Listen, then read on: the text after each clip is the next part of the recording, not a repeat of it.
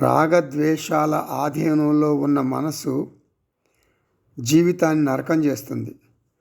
ప్రతి వ్యక్తిని, ప్రతి సంఘటనను, ప్రతి విషయాన్ని రాగద్వేషాల కళ్ళజోడుతోనే చూస్తుంది మనసు.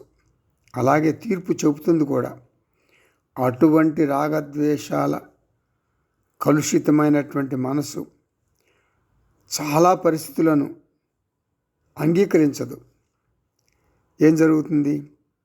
ఫలితంగా కోపతాపాలు, కామక్రోధాలు, ఉద్వేగం, అసూయ, నిరాశ, నిస్సహాయ స్థితి, పశ్చాత్తాపం ఇవన్నీ ఒక్కసారిగా పొంగుకొస్తాయి బయటకు. అందువలన జీవితం అంటే మన జీవితం, అమూల్యమైనటువంటి మానవ జీవితం నరకప్రాయం అవుతుంది. ఇండియా క్రికెట్ మ్యాచ్లో విజయం సాధించాలి అని అనుకోవటంలో తప్పులేదు. కానీ ఇండియా క్రికెట్ మ్యాచ్లో గెలవకపోతే నిరాశ, నిస్పృహలతో గుండె ఆగిపోయి మరణిస్తారు కొంతమంది.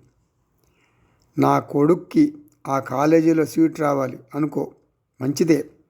కానీ సీటు రాకపోతే మనసు గాయపడకూడదు. జంతు ప్రవృత్తి బయట పడకూడదు. జంతు ప్రవృత్తి అంటే తెలుసా? ఏమిటో చెప్పనా?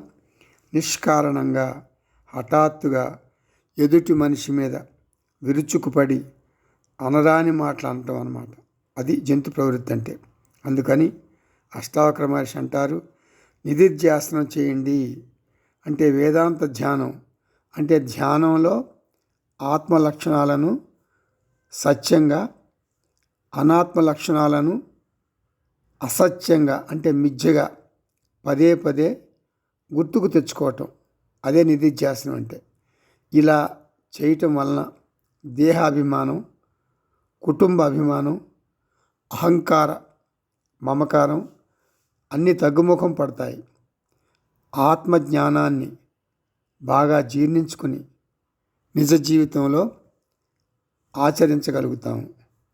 ఇలా నిధిధ్యాసనం చేయటం వలన ఆత్మజ్ఞానాన్ని బాగా జీర్ణించుకుని నిజ జీవితంలో ఆచరించగలుగుతాము.